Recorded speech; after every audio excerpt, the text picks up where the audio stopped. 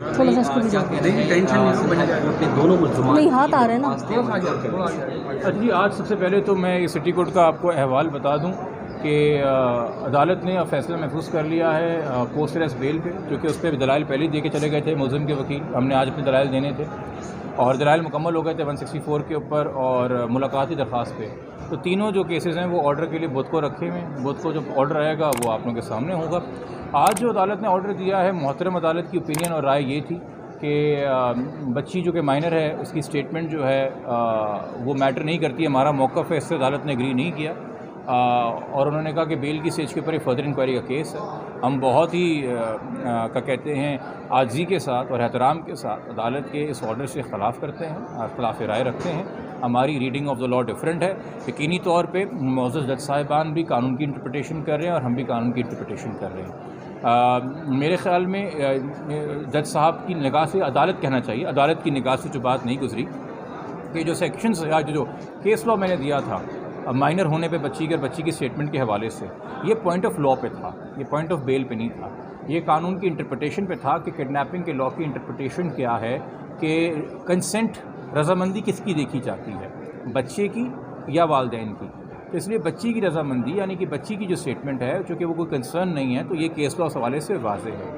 بیل کے حوالے سے میں نے آلریڈی جیسا آپ کو دوسرے لاز دیے تھے جو کہ خیر آرڈر کے اندر افیکٹڈ نہیں ہے، بٹ وہ ہوتا ہے، روٹین کی بات ہے، سارے آرڈرز کبھی ریپروڈیوس نہیں بھی ہوتے اس کے اندر. دوسری بات اس میں یہ کہ ایک اور موقف ہمارا کہ اصغر کا اور مولوی حافظ غلام مصطفیٰ کا رول ظہیر اور شبیر سے مختلف ہے. چلان اور انویسٹیگیشن کے مطابق اصغر اور غلام مصطفیٰ لاہور میں موجود ہیں جہاں بچی کو اغوا کے بعد لایا گیا ہے. یعنی کہ ایکچوئل جو اغوا ہے اس میں ظہیر و شبیر کردار ہے، جن کا CDR ہے، جن کی جرنی ہے، جن کا کراچی آنا پایا گیا ہے. پھر یہ آگے سہولت کار بنے سیکشن 4 میں چائلڈ میرج ایکٹ کے کہ انہوں نے نکاح فیسیلیٹیٹ کرایا اور نکاح پڑھایا. اور اس کے بعد جو آگے مزید ٹریفکنگ پنجاب میں ہے، جو شوال، نجف، مانسیرہ، بالا کوٹ اور جگہ جگہ بچی کو لے کے پھرتے رہے ہیں، اس میں جو نام آئے ہیں وہ ایک محمد وسیم ہے، ایک خرم خرل ہیں، ایک نور منیر ہیں، ایک آصف شمس الدین ہیں. ان کے نام اور دیگر کے آئے ہیں سامنے. اس میں بھی جو ہے وہ افضل کے اور اصغر کے نام نہیں تھے. اور جو ریکوری ہوئی تھی باولپور چشتیہ میں وہ ظہیر سے ہوئی تھی، اس میں بھی اصغر اور افضل نہیں تھے. تو یقینی طور پہ ایک ہوتا ہے رول آف کنسسٹنسی جو اٹریکٹ کیا جاتا ہے کہ جب کردار بالکل سیم ہو.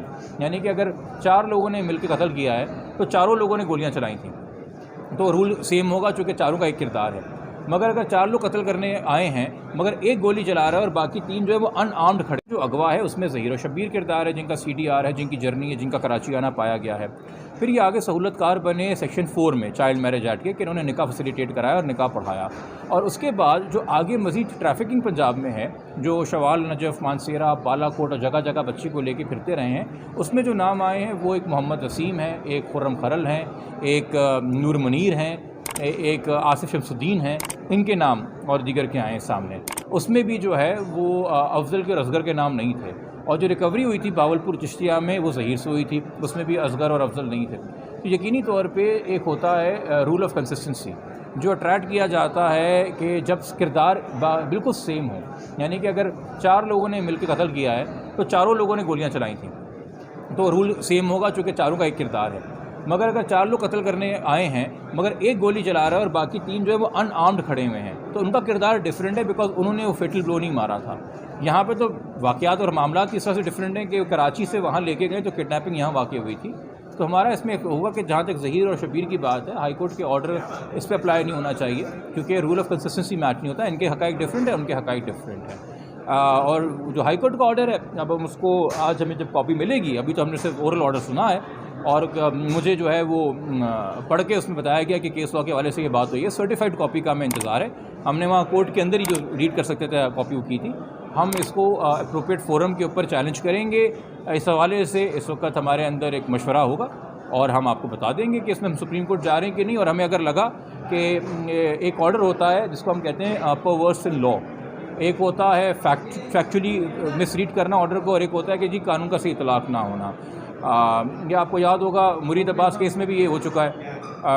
اس قتل کیس کے اندر عادل الزمان کو بیل ملی تھی، ہائی کورٹ نے بیل دی تھی اور پھر سپریم کورٹ نے سیٹ اسائڈ کی وہ بیل یہ کہہ کے کہ یہ آرڈر پرورس ان لا ہے، لا کا صحیح اطلاق نہیں کیا گیا. یہ ایسا ہوتا ہے، یہ روٹین کی باتیں ہیں. بس معزز عدالت کی رائے بہت قابل احترام ہے، عدالتوں کا احترام بہت ہے ہمارے لیے. ہم انٹرپریٹیشن سے اختلاف کرتے ہیں تو ہم شاید اس کے لیے سپریم کورٹ سے رجوع کریں گے. اچھا عمران بھائی، آج جو 3 درخواستیں تھیں اس میں کیا ہوا اور آپ کے دلائل آج کیا تھے؟ دیکھیے، آج میں نے کہا نا 164 کی اور جو ملاقات کی درخواست ہے اس کے دلائل تو پہلے ہی مکمل ہو چکے تھے. آج بیل کے اوپر، جو کہ پری اریسٹ بیل کے اندر مین گراؤنڈ ہوتا ہے کہ آپ نے میلا فائڈے دکھانا ہے مدعی مقدمہ کو اور پولیس کا، یہ دونوں مل کے مجھے پھنسا رہے ہیں. اور پوسٹ اریسٹ بیل میں آپ نے دکھانا ہوتا ہے کہ میٹر فردر انکوائری کا ہے کہ نہیں ہے. تو چلان میں اور انویسٹیگیشن میں جو چیز آلریڈی فردر انکوائری کے زمرے میں نہیں آتی ہیں، جو آلریڈی طے ہو چکی ہیں بلیک اینڈ وائٹ میں، وہ ہم نے عدالت کے سامنے رکھی ہیں کہ یہ فیکٹس جو ہیں وہ انڈسپیوٹڈ ہیں، ان کی روشنی میں آفینس میڈ آؤٹ ہے. بہت شکریہ. Thank you.